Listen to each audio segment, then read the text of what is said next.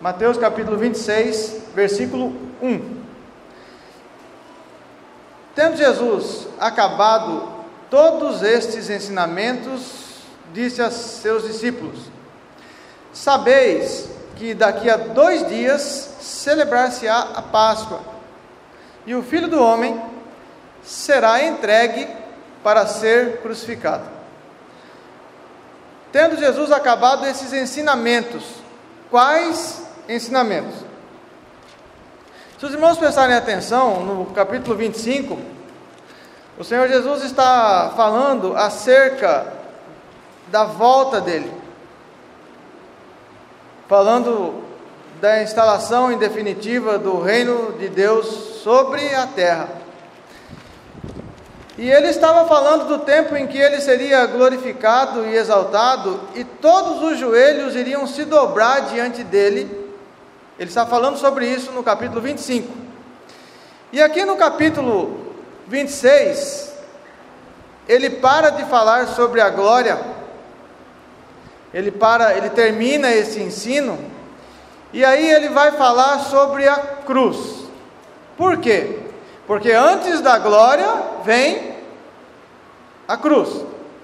Então ele explica: o Filho do Homem, antes da redenção, antes da salvação, ele precisa ser entregue para ser crucificado. É óbvio, irmãos, que nenhum homem, nenhum de nós, gosta da cruz. Nós preferimos o aplauso dos homens, o sucesso, mas ninguém prefere a cruz. A primeira vez que o Senhor Jesus falou sobre a crucificação, está lá em Mateus 16. Pedro, ele havia tido uma grande revelação acerca de quem era o Senhor Jesus. Em Mateus capítulo 16, o Senhor Jesus, ele pergunta aos discípulos o que os discípulos achavam dele. Quem os discípulos achavam que ele era? Mateus 16, versículo 16. E Simão Pedro, respondendo, Simão Pedro disse: tu és o Cristo, Filho do Deus vivo. Então Jesus lhe afirmou: bem-aventurado és, Simão Barjonas. Não foi carne e sangue que tu revelaram, mas meu Pai que está no céu. Pedro havia tido uma revelação de Deus, um toque do Espírito Santo, uma iluminação, Ele estava nas trevas, como o irmão Gerson leu aqui no início, e a luz, e disse Deus, haja luz, e houve luz do Espírito Santo sobre Pedro, e Pedro reconheceu que Jesus é o Cristo. Mas logo em seguida, quando chega no versículo 21, desde esse tempo, o Senhor Jesus começou a ensinar e a mostrar aos seus discípulos que era necessário seguir para Jerusalém e sofrer muitas coisas dos religiosos, dos líderes da religião, dos principais sacerdotes, dos escribas, e ser morto. Quando Jesus começou a falar sobre morte, sobre cruz, qual foi a reação de Pedro? Versículo 22, Pedro, chamando Jesus de lado, à parte, começou a reprovar o Senhor Jesus. Por que Pedro reprova o Senhor Jesus? Porque é óbvio que Jesus, sendo o líder, se ele iria para a cruz, qual que era o destino de Pedro? Cruz. Ele queria? Não. O que Pedro queria? Sucesso, Uma vida cheia de privilégios. Talvez ele até quisesse ser o primeiro Papa, Andar de Papa móvel, receber muitas homenagens. Porém, o caminho de Deus para o verdadeiro cristão passa pela cruz. Assim como passou o nosso mestre, assim, irmãos, nós devemos estar prontos para também passar. Voltando a Mateus 26, versículo 3.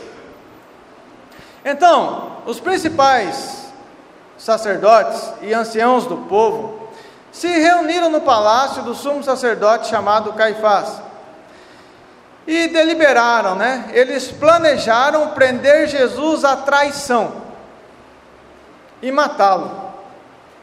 Mas diziam: não durante a festa, para que não haja tumulto entre o povo. Naquela época, o Senhor Jesus tinha feito já muitos milagres e ele se tornara bastante popular, Muitos do povo gostavam de Jesus, principalmente porque Jesus multiplicava pão, curava. Era fácil gostar de Jesus.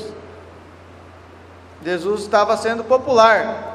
Até talvez, se ele fizesse um CD para vender, ele ia vender muito, um CD de pedra nessa época. Era popular. Então, se prendessem o Senhor Jesus na frente das pessoas, provavelmente as pessoas iriam ficar revoltadas. Então eles fizeram um plano.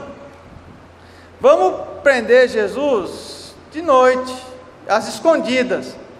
Aí a gente começa a julgá-lo, põe ele perto da cruz, e logo toda essa multidão que está correndo atrás dele vai negá-lo. Era um ótimo plano. Eles pretendiam então difamar o Senhor Jesus, fazer uma propaganda, um marketing negativo, né? E toda aquela multidão que corria atrás de milagre, quando vissem Jesus humilhado, com certeza mudariam de ideia e abandonariam o Senhor Jesus. E foi o que aconteceu. Até os 12 discípulos fizeram isso quando Jesus foi preso. Tanto é que você pode ver aqui em Mateus 26 mesmo, quando Jesus é preso, Mateus 26, versículo 56, Mateus 26, 56. Tudo isso, porém, aconteceu para que se cumprissem as escrituras dos profetas, tá? Ele está se referindo a Lamentações, capítulo 4, que tem essa profecia aqui. Então, assim que Jesus foi preso, o que aconteceu com os discípulos? Todos, deixando, fugiram. É o que eu e você faríamos também se estivéssemos lá, né? Ah, não, irmão, eu não fugi assim. Você já traiu o Senhor Jesus tantas vezes, então não comece a se achar melhor que os outros. Versículo 6, Mateus capítulo 26, versículo 6. Então os planos dos religiosos em humilhar o Senhor Jesus, para que os discípulos de Jesus fugissem, era um bom plano, tá? Um plano bem deliberado, bem arquitetado. Versículo 6. Ora, estando Jesus em Betânia, em casa de Simão o leproso. Quem era Simão o leproso, irmãos? Normalmente é um costume judaico a pessoa ganhar um nome por uma característica que ela tenha, tá? Simão Barjonas, né? Simão filho de Jonas, filho de João. Era comum colocar o nome da pessoa por uma característica dela. Então Simão o leproso, ele era leproso. A lei, irmãos, judaica, em Levíticos capítulo 13, versículo 2, diz que o leproso, ele não podia ficar na casa dele, ele tinha que ser tirado de casa e tinha que ser colocado num asilo para leprosos, um lugar separado, porque a lepra é extremamente contagiosa e na época não tinha cura. Então os leprosos, eles eram afastados da cidade. De alguma forma, Simão, o leproso, tinha voltado para a cidade, voltado para a casa dele. Por que ele voltou, irmãos? A gente, por inferência, entende que esse homem não era mais leproso, ele tinha sido leproso antes de se encontrar com o Senhor Jesus. Aqui, com certeza, ele já estava curado, de volta à casa dele, e o Senhor Jesus estava ali visitando e comendo com eles. Versículo 7, aproximou-se dele uma mulher trazendo um vaso de alabastro. O que é o alabastro, irmãos? É engraçado que você vai em algumas casas de comércio evangélico e lá tem o vasinho de alabastro, né? Aí você pensa que alabastro é o cheiro daquele óleo ali. Não tem nada a ver, tá, irmãos? Alabastro é um tipo de mármore que tem no Egito, muito rico, é muito caro, muito raro. E esse mármore, ele permite que seja feita escultura nele. E eles pegavam esse mármore e faziam uma escultura em forma de vaso, e ali eles depositavam óleo. E nesse caso aqui era um óleo muito precioso também, muito caro, tá? Os dois eram caros, tanto o vaso, que era de alabastro, desse material, e também o óleo que estava dentro dele. E veio essa mulher e derramou sobre a cabeça do Senhor Jesus esse óleo. Isso era um sinal, na época, de bênção, de aprovação de Deus e de homenagem, né? Ela estava homenageando o Senhor Jesus.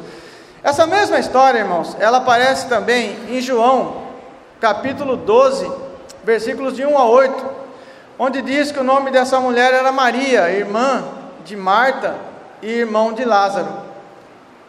Uma história muito semelhante a essa também aparece em Lucas, no capítulo 7. Porém aí é outra mulher, tá? A mulher de Lucas 7 era uma mulher que havia se convertido, ela era prostituta e deixara a vida de prostituição. Mas é uma outra história, tá? Agora essa aqui de João capítulo 12, essa é a mesma mulher, tá? Em João 12 diz que ela também ungiu a cabeça e os pés do Senhor Jesus. Vamos dar uma olhada ali em João 12? Versículo 2: deram-lhe, pois, ali uma ceia. Ceia era um jantar, né, irmãos? Uma homenagem ali ao Senhor Jesus. Marta servia, sendo Lázaro um dos que estavam com ele à mesa. Lázaro havia ressuscitado, né? Jesus havia ressuscitado ele estava ali vivinho da silva, né? Comendo a ceia. Então Maria, tomando uma libra de bálsamo de nardo puro, esse era o nome do óleo que estava dentro do vaso de alabastro ali, né? Muito precioso. Ungiu os pés de Jesus e o enxugou com seus cabelos, e encheu-se toda a casa com o perfume do bálsamo. Daí a gente entende que essa é a mesma parábola por causa do tempo em que isso aconteceu, que era próximo da morte do Senhor Jesus. E o evangelista Mateus fala sobre o óleo derramado na cabeça e João sobre o óleo derramado nos pés. Mas é a mesma situação, e ela ungiu primeiro a cabeça e depois os pés. E não há contradição nenhuma nesse ensino. Voltando a Mateus capítulo 26, versículo 8, tem uma passagem interessante. Mateus 26, 8. Quando os discípulos viram isso, vendo isso, eles ficaram indignados. Indignaram-se os discípulos e disseram: para que esse desperdício? Para que fazer toda essa homenagem ao Senhor Jesus? Para que se preocupar tanto com a glória do Senhor Jesus, com a exaltação do Senhor Jesus? Não seria muito melhor se a igreja pegasse todo esse óleo, vendesse, fizesse um comércio aí, por muito dinheiro, e daí dasse aos pobres? Não é melhor, ao invés de simplesmente homenagear o Senhor Jesus, fazer homenagem às pessoas, aos pobres, dar dinheiro para os pobres? Não é errado, irmãos, ajudar os pobres. Pelo contrário, o Senhor Jesus manda fazer isso, no capítulo anterior, em Mateus 25. Mas o Senhor Jesus, sabendo que se passava isso no coração deles, o Senhor Jesus disse: por que molestais esta mulher? Ela praticou boa ação para comigo. Primeiro de tudo, irmãos, o louvor a Deus. Primeiro de tudo, a glória de Deus. Primeira missão da igreja, a exaltação de Deus, louvor de Deus. Glória, soberania, poder, autoridade, majestade, homenagem a Deus, não aos homens. Os que buscam a glória dos homens vão achar nesse mundo. Mas como o irmão Gerson leu em Daniel 12, no dia da ressurreição, muitos terão ressurreição para a vida e outros para a vergonha eterna. Nunca vai sair de lá. Eterna quer dizer eterna, quer dizer para sempre. Versículo 11: porque os pobres sempre tendes convosco, mas a mim nem sempre me tendes. O Senhor Jesus, irmãos, ele faz questão de colocar a coisa na ordem correta. Não é errado ajudar, pelo contrário, é uma bênção ajudar, é uma bênção dar comida para os pobres, é uma bênção talvez participar de uma ONG, mas a igreja não é uma ONG. A igreja é igreja, é igreja, é o povo escolhido de Deus, separado do mundo. Isso que é eclésia, né? Aqueles que são chamados para fora. E o Senhor Jesus, ele continua defendendo essa mulher, dizendo: pois derramando esse perfume sobre o meu corpo, ela o fez para o meu sepultamento. Ela entendeu a mensagem da cruz, a necessidade da cruz, o plano de Deus na morte e ressurreição. Ela entendeu o que é principal para ser entendido. E em verdade vos digo que onde for pregado em todo o mundo esse evangelho, essa mulher, essa Maria, ela será contado o que ela fez para a memória sua. Graças a Deus, todas as profecias do Senhor Jesus se cumprem, e como Ele prometeu há 2014 anos atrás, né? Hoje, estamos lendo a história de Maria. Do jeito que o Senhor Jesus disse naquela época, essa mulher, o gesto dela de honrar em primeiro lugar o Senhor Jesus, está sendo lembrado hoje aqui em Corumbá.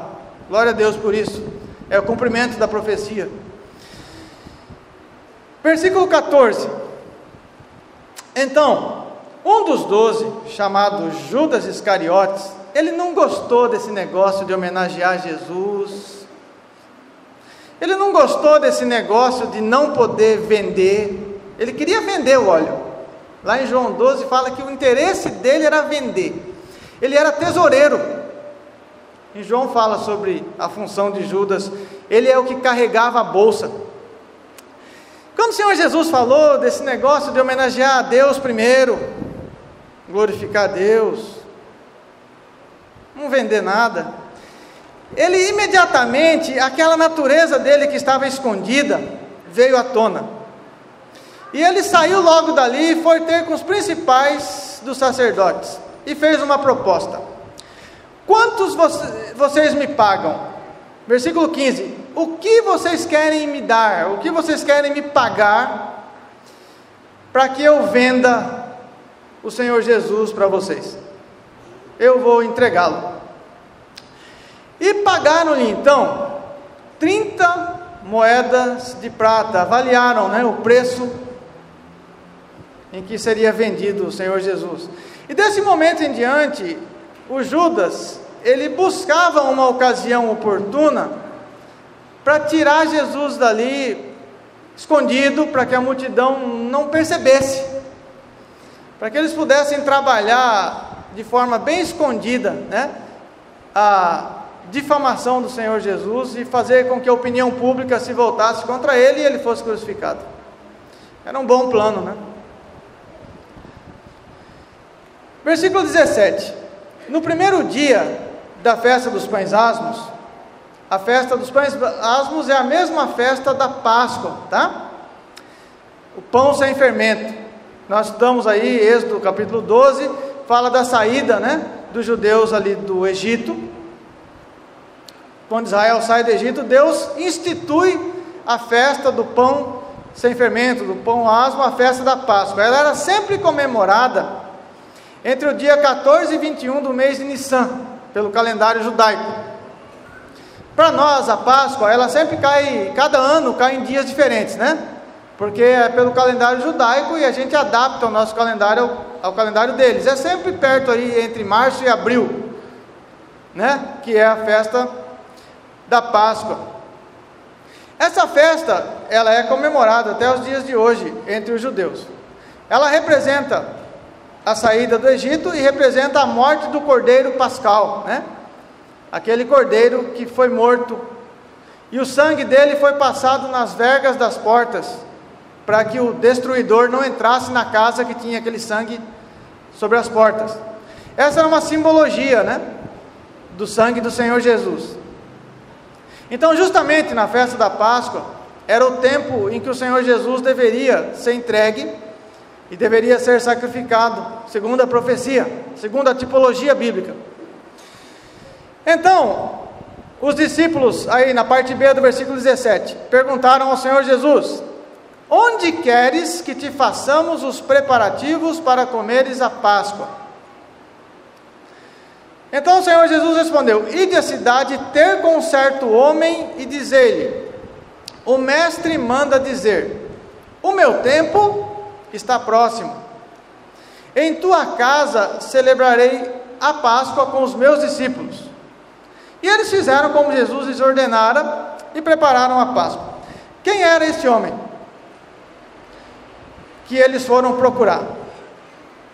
Esse homem, irmãos, lá em Marcos, no capítulo 14, versículo 13, diz que esse homem era um ilustre desconhecido, tá? Ninguém sabia quem ele era.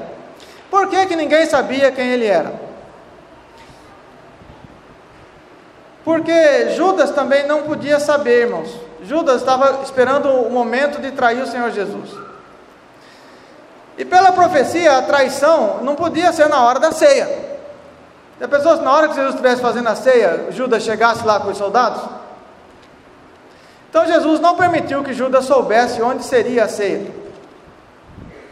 Jesus permitiu apenas que Judas soubesse onde seria ali, aquele local onde Jesus foi orar, né? E ali ele pôde chegar então com os soldados, lá no Getsemane, né? Mas a ceia do Senhor Judas não sabia. Abre em Marcos capítulo 14, versículo 13. O Senhor Jesus vai dar a descrição desse homem, que era o dono da casa onde a ceia seria realizada. Então enviou 2 dos seus discípulos, dizendo: ide à cidade, e vos sairá ao encontro um homem trazendo um cântaro de água. Quantos homens carregavam cântaro de água naquela época? Pouquíssimos, irmãos, porque essa era uma função feminina. Naquela época, os homens, era feio para um homem cuidar da cozinha, lavar roupa ou carregar cântaro de água. Hoje não, né, irmãos? Graças a Deus podemos ajudar as nossas esposas. Mas naquele tempo, por causa da cultura, homens não faziam esse serviço, tá bom? E o que acontece aqui é que um homem carregando um cântaro de água na rua, os vizinhos olhavam assim e falavam: aquele ali acho que é meio esquisito. Hoje não, né? Pode carregar a bacia aí que não tem problema. Mas, irmãos, o Senhor Jesus colocou esse identificador nesse homem propositalmente.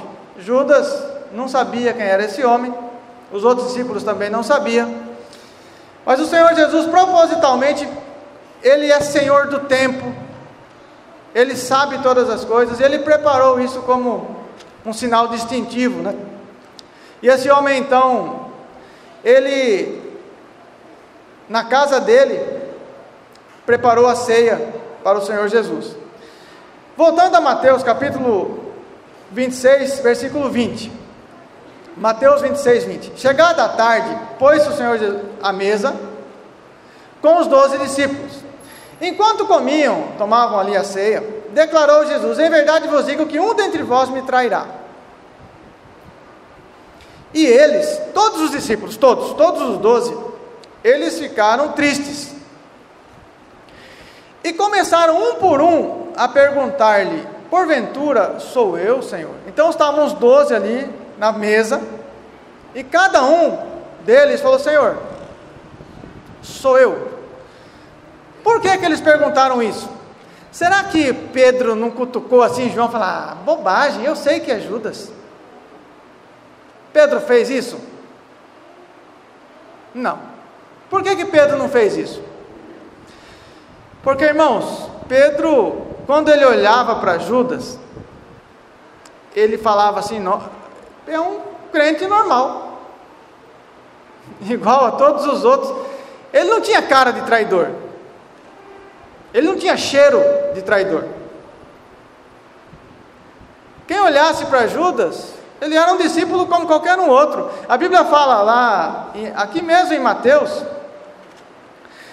que quando o Senhor Jesus enviou os discípulos para fazer milagre, Mateus capítulo 10, versículos de 1 a 3.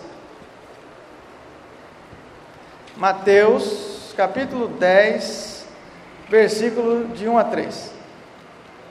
Ninguém desconfiava de Judas, não tinha motivo. Ele era igual a mim, igual a você. Mateus, ele não tinha nenhuma marca na testa dele dizendo que ele era o traidor.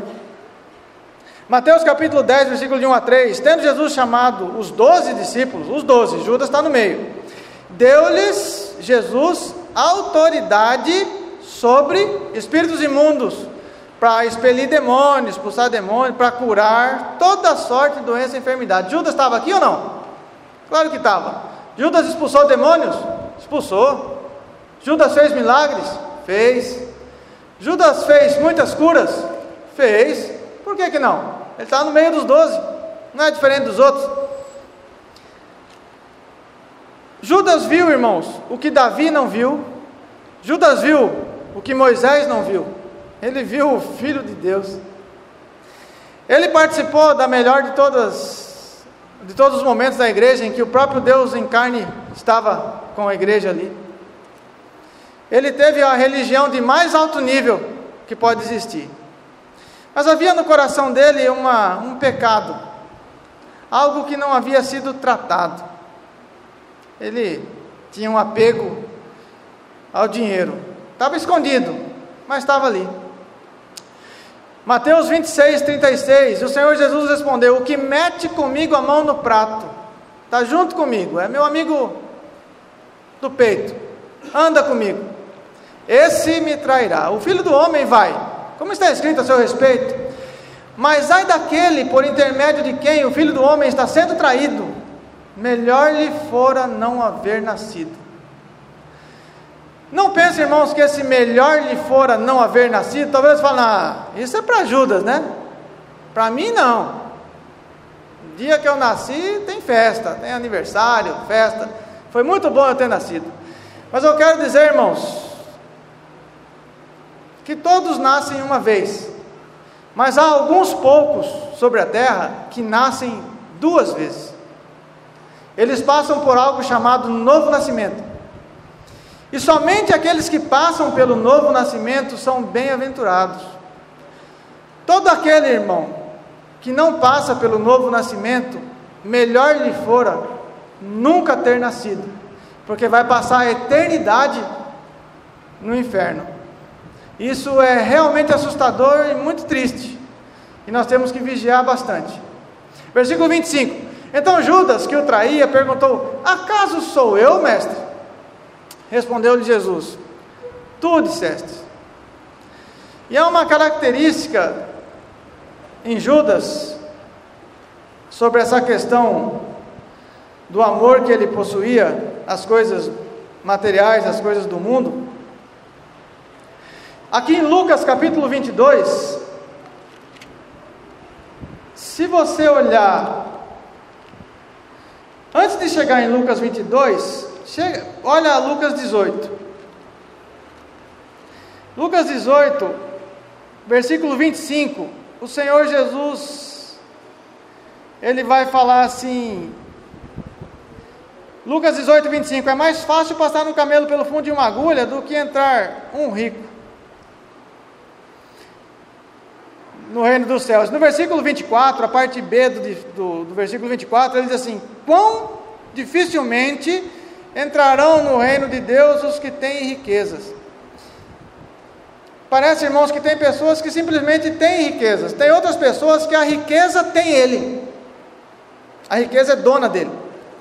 Isso não quer, às vezes a pessoa até é pobre, mas ama tanto a glória dos homens, o mundo e o poder do dinheiro, que isso não sai do coração de jeito nenhum. Quando você vê, Judas era pobre, mas ele amava o dinheiro. Lucas 22, do versículo 3 a 5, diz assim, Lucas 22, 3 a 5, Satanás entrou em Judas. Aí Judas falou: eu tenho uma multidão. Não, Judas, ele ficou endemoniado, irmão, ele não caiu no chão, não estrebuchou, não babou, não ficou lá todo envergadinho. Não, o demônio entrou nele, ele ficou igualzinho, não mudou nada, era do mesmo jeito que ele sempre foi. Só teve uma coisa que mudou em Judas, quando o demônio entrou nele: o que estava escondido no coração dele veio à tona. Satanás entrou em Judas, chamado Iscariotes, que era um dos 12. Até aquele momento ele era um dos 12, não tinha diferença nenhuma entre ele e os outros. E ele foi entender-se com os principais sacerdotes e os capitães sobre como lhes venderia Jesus. Como tem gente vendendo o Senhor Jesus hoje, irmãos, e as coisas de Jesus. Quanto tem sido cobrado pelos shows, pelas coisas de Jesus. Vender Jesus hoje é fácil. Tem tanto produto com etiqueta assim de Jesus.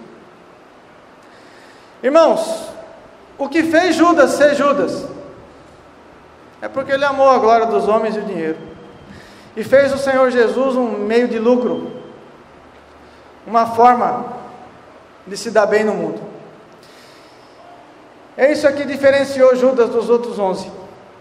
No resto, provavelmente eles eram muito parecidos.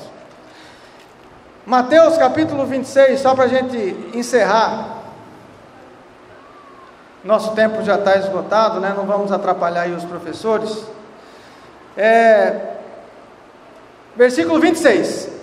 Mateus 26, 26. Enquanto comiam, tomou Jesus um pão, e abençoando-o partiu e deu aos discípulos, dizendo: tomai e comei, isso é o meu corpo. A seguir tomou um cálice, tendo dado graças, deu aos discípulos, dizendo: bebei dele todos, porque isto é o meu sangue, o sangue da nova aliança, derramado em favor de muitos para a remissão dos pecados.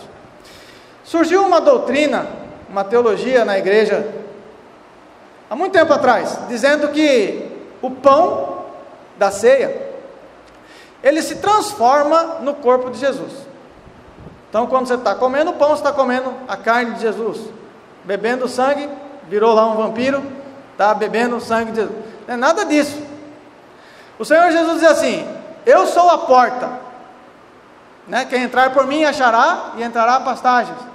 A nariz é a maçaneta, você torce, Jesus é uma porta. Não é nada disso, irmãos. Isso aqui é uma linguagem figurada. Jesus fala assim: eu sou a videira. Por acaso Jesus tinha folhas assim no meio? Não, vós os ramos. Então, existe na Bíblia linguagem figurada que não é possível que a pessoa não consiga ler que Jesus não é uma porta, literalmente. Ele é uma porta espiritualmente, tá certo? O que você precisa entender aqui? Quando Jesus falou assim: tomai esse pão, que isso é o meu corpo, não quer dizer que ele pegou uma faca, cortou um pedaço ali do braço dele e come aí. Claro que não. É um sentido espiritual, tá certo? Assim também, irmãos, é proibido beber sangue, lá em Deuteronômio. Se você olhar em Deuteronômio capítulo 12, versículo 23 a 25, especialmente Deuteronômio 12, Deuteronômio 12 e 23, vamos ver se eu consigo chegar lá rapidinho aqui. Deuteronômio capítulo 12, versículo 23, deixa Mateus aberto. Somente empenha-te em não comeres o sangue, pois o sangue é a vida, pelo que não comerás a vida com a carne. Todo discípulo, todo judeu, todo povo de Israel, ele não come sangue. Então, se Jesus tirasse sangue ali, colocasse num copo para dar para os discípulos, eles não iam comer. E Jesus também nunca ia fazer isso, porque o Senhor Jesus também é judeu e ele veio cumprir a lei, não veio passar por cima da lei. Então, quando você toma a ceia, e que é muito importante, é um meio de graça, você não está comendo pedaço literal do Senhor Jesus, mas você está se lembrando, em memória, do grande sacrifício que Ele fez por mim e por você. Outra coisa importante, a ceia, irmãos, não tem nada a ver com abracadabra, né? Eu já vi gente ensinando errado aí: vou tomar a ceia todo dia, porque a ceia traz poder, é igual a palavra mágica. Não tem nada disso, tá? A ceia é um memorial santo, que nós devemos participar com santa reverência, porque naquele momento, o Senhor Deus, o Espírito Santo, traz à nossa memória o preço que foi pago, pela remissão dos nossos pecados, e como está ali em Coríntios, em 1 Coríntios capítulo 15, o Senhor Jesus, o apóstolo São Paulo, né? Ele diz assim, vamos ver aqui se eu consigo ler para os irmãos. Ele morreu, deu a vida, por causa dos nossos pecados, tá?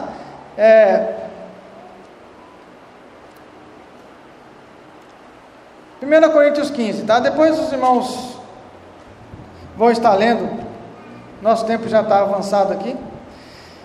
Vou pedir aos irmãos, vamos ficar em pé e vamos fazer uma oração, agradecendo ao Senhor. É 1 Coríntios capítulo 15, versículo 3, tá? Mas depois leia em casa, tá? 1 Coríntios 15, 3. Cristo morreu pelos nossos pecados. Vamos ficar em pé, irmãos, fazer uma oração para finalizar esta manhã. Senhor nosso Deus, muito obrigado pela exposição da Tua Santa Palavra, muito obrigado por podermos aprender um pouquinho mais a Teu respeito.